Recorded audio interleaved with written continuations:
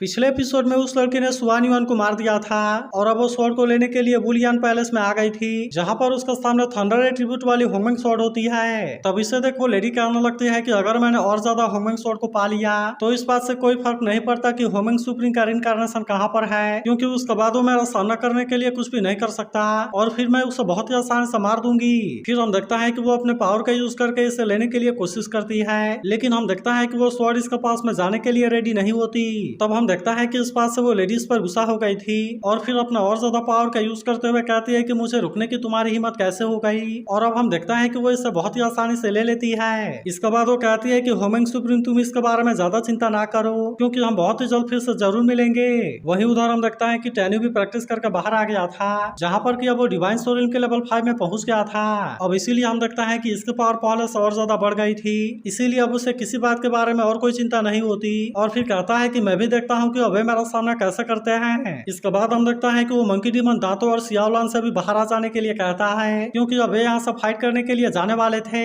जिसके बाद हम देखता है कि वे तीनों भी तुरंत वहाँ से बाहर आ गए थे, जहाँ पर कि वे तीनों भी अब लेवल 9 में पहुंच गए होते हैं। तब इसे देख टैन्यू कहता है कि तुम पूरी तरह से रेडी हो जाओ, क्योंकि अब हम उनको मारने के लिए जाने वाले हैं। वही उधर हम देखता है कि वे सभी अभी भी टैन्यू के फॉर्मेशन में फंसे होते हैं, जिसमें से एक सीनियर कहने लगता है कि हम पिछले 12 साल से यहाँ पर फंसे हुए हैं और इसीलिए पता नहीं इस बार हमें यहाँ से निकलने में कामयाब हो पाएंगे या नहीं हो पाएंगे। लेकिन तभी अचानक से हम देखता है कि फॉर्मेशन में कोई हलचल होने लगती है, जहाँ इसके अंदर से बहुत सारे अटैक इनके तरफ आने लगे थे और अब इसीलिए हम देखता है कि वे सभी काफी परेशान हो जाते हैं। मगर अब हम देखता है कि इनके पास में और कोई ऑप्शन नहीं था और इसीलिए वे सभी अपनी जान बचाकर यहाँ से भागने की कोशिश करते हैं। लेकिन तभी हम देखता है कि एक सीनियर यहाँ पर किसी बैरियर को क्रिएट कर देता है और अब इसीलिए सभी की जान इसमें बच गई थी। लेकिन वहीं हम देखता है कि जुगी मास्टर इस बात से काफी परेशान हो गई थी और कहती है कि टैन्यू ने तो यहाँ पर इतना मिस्टीरियस फॉर्मेशन लगाया है, इसीलिए मुझे लगता है कि हम यहाँ पर जितने देर के लिए रहेंगे यहाँ पर हम उतने ही बुरे तरीके से फंसते जाएंगे। लेकिन तभी हम देखते हैं कि टैन्यू की लगाई हुई फॉर्मेशन यहाँ से हटने लगती है, इसीलिए इसे देख वे सभी काफी खुश हो गए थे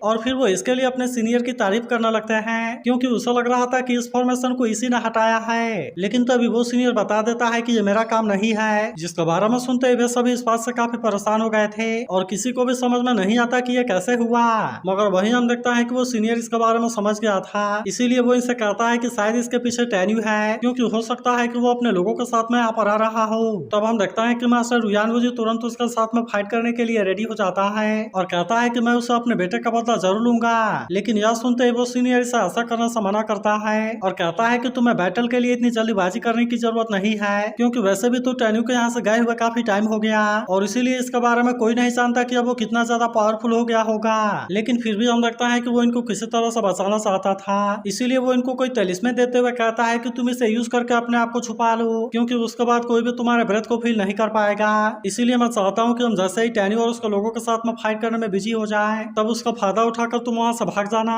जिसके बाद हम देखता है कि वे तीनों भी इसकी ऐसी बात मानने के लिए रेडी हो गए थे, मगर वहीं हम देखता है कि उस सीनियर को इसके बारे में कोई चिंता नहीं होता और इसीलिए वो टैन्यू का सामना करने के लिए पूरी तरह से रेडी होता है। लेकिन तभी इसी वक्त हम देखता है कि टैन्यू भी यहाँ पर आ गया था और फिर इनसे कहता है कि कल तुम अभी भी नहीं मरे। जिसके बाद हम देखता है कि एक सीनियर इसके ऊपर काफी गुस्सा हो गया था और कहने लगता है कि सबसे पहले तुमने मेरे डॉटर को मारा, उसके बाद तुमने इस फॉर्मेशन का यूज करके मेरे सन इन लोग को भी मार दिया और अब इसीलिए तुम भी यहाँ पर मरने के लिए रेडी हो जाओ। फिर हम देखता है कि वो सीधे इस पर अटैक करने के लिए आ गया था, लेकिन फिर भी हम देखता है कि टैन्यू इसका अटैक को बहुत ही आसानी से रोक लेता है और कहता है कि तुम इतना लकी हो कि अभी तक भी जिंदा हो, लेकिन अब तुम भी मेरे हाथों मरने के लिए रेडी हो जाओ। लेकिन वहीं हम देखता है कि वो सीनियर इसका ताकत को देख हैरान होता है और कहता है कि तुम तो केवल 10 साल में ही डिवाइन सोलिन के लेवल 5 में ब्रेक थ्रू करने में कामयाब हो गए, इसीलिए सच में तुम बहुत ही टैलेंटेड हो। लेकिन अफसोस की बात है कि आज तुम यहाँ पर मरने वाले हो। मगर तभी हम देखता है कि इस बात से मंकी डीमन इसके ऊपर गुस्सा हो गया था और कहता है कि तुमने पिछली बार तो मुझे इंजर्ड कर दिया था और अब इसीलिए तुम इसका हिसाब किताब देने के लिए रेडी हो जाओ।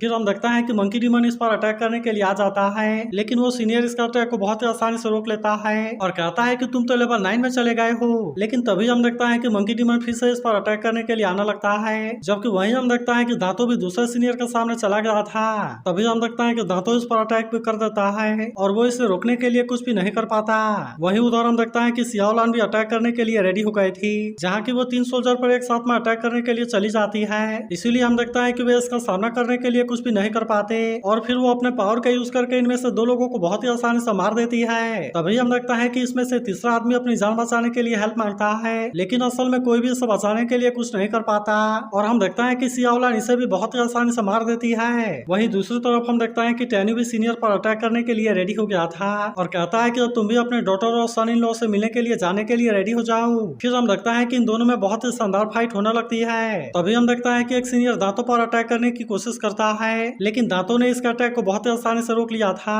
और अब वो इसे मारकर यहाँ से नीचे गिरा देता है। वहीं हम देखते हैं कि एक सीनियर अपनी जान बचाकर भागने की कोशिश करता है, लेकिन तभी हम देखते हैं कि मंकी डीमन सामने से आकर इसे घेर लेता है। इसीलिए वो सीनियर अब इसका सामना करने के लिए कुछ भी नहीं कर पाता और हम देखते हैं कि मंकी डीमन इसे बहुत ही आसानी से मार देता है। फिर हम देखते हैं कि वे चारों आखिरी वाले सीनियर को भी घेर लेते हैं, जहाँ पर वो इनके बीच में बहुत बुरे तरीके से फंस गया था और इसीलिए टैन्यू से पूछता है कि तुम्हारा टीम लीडर कहाँ है, मगर हम देखता है कि वो इसे इसके बारे में बताने के लिए रेडी नहीं होता और कहता है कि तुम उसे नहीं मार सकते। तब इस पर टैन्यू कहता है कि क्या सच में तुम्हें ऐसा लगता है, जिसके बाद वो सीनियर कहता है कि हमारे क्लैन लीडर के एंसेस्टर 100 साल पहले डिवाइन सोलिन के लेवल 6 में थे, इसीलिए वो जैसे ही लेवल 7 में पहुंच जाएगा वो यहाँ पर जरूर आएगा, जिसके बाद तुम्हारा हुआंको सेक्ट उसका सामना करने के लिए कुछ भी नहीं कर पाएगा और फिर वो तुम सभी को बहुत ही आसानी से मार देगा। लेकिन अभी भी हम देखता है कि टैन्यू को किसी चीज के बारे में कोई चिंता नहीं होती, इसीलिए वो कहता है कि मैं तो इतना वेट नहीं कर सकता और फिर वो अपने पावर का यूज करके इसे भी मार देता है और कहता है कि तुम भी अब उनसे मिलने के लिए चले जाओ।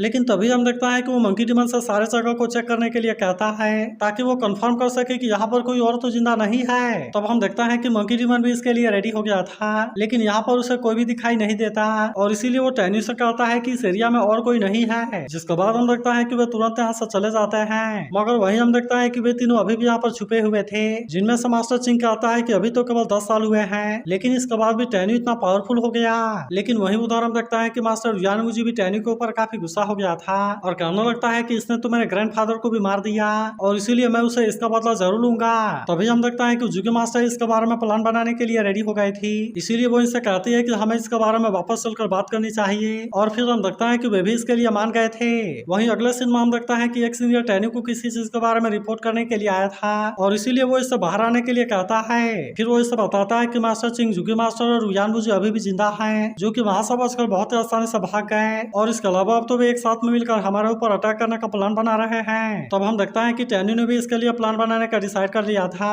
और अब इसीलिए वो हुआंगफू टेम्पल में आ जाता है। फिर वो इनसे बताता है कि मास्टर चिंग, जुगे मास्टर और यानबुजी यहाँ से बचकर भाग गए और इसके अलावा वे हमारे ऊपर अटैक करने की प्लानिंग भी कर रहे हैं, इसीलिए मैंने भी उन पर अटैक करने का डिसाइड कर लिया है और इसीलिए मैं चाहता हूँ कि तुम सभी भी इसके लिए रेडी हो जाओ, क्योंकि अब उनमें से कोई भी जिंदा नहीं बचेगा। इसी के साथ वो बताता है कि यहाँ पर कोई और भी घूम रहा है, इसीलिए हमें उसका भी सामना करने के लिए रेडी रहना होगा और उसका आने से पहले हमें इनको डिस्ट्रॉय करना होगा। लेकिन तभी फेंग कहने लगता है कि अभी आपको इसके बारे में ज्यादा चिंता करने की जरूरत नहीं है, क्योंकि मुझे लगता है कि सबसे पहले आपको अपने ताकत को इम्प्रूव करने के बारे में सोचना चाहिए और इसीलिए मेरे हिसाब से आपको प्रैक्टिस करने के लिए जोंगनेन इमोर्टल माउंटेन में जाना चाहिए, नहीं तो फिर हो सकता है कि उसका सामना होने पर हम कुछ भी नहीं कर सके। लेकिन हम देखता है कि टैन्यू इतना आसानी से मानने वाला नहीं होता, क्योंकि उसे लग रहा था कि ये सारी चीजें फेक हैं। लेकिन वहीं हम देखता है कि फेंग को अभी भी इस बात पर यकीन होता है और कहता है कि शायद ये आदमी बुलियांग पहले से है, क्योंकि आखिरकार वो टियानफा कॉन्टिनेंट में नंबर 1 के रूप में जाना जाता है। लेकिन अभी भी हम देखता है कि टैन्यू को किसी बात का कोई डर नहीं होता, इसीलिए वो अपने सभी लोगों से कहता है कि तुम इसके लिए रेडी हो जाओ, क्योंकि अब हम बहुत ही जल्द अटैक के लिए जाने वाले हैं। तब हम देखता है कि फेंग भी इसके बात मानने के लिए रेडी हो गया था, लेकिन तभी हम देखता है कि यूकिन थोड़ी सी परेशान होने लगती है और कहता है कि तुम जुगी मास्टर और यानबुजी का सामना कैसे करोगे।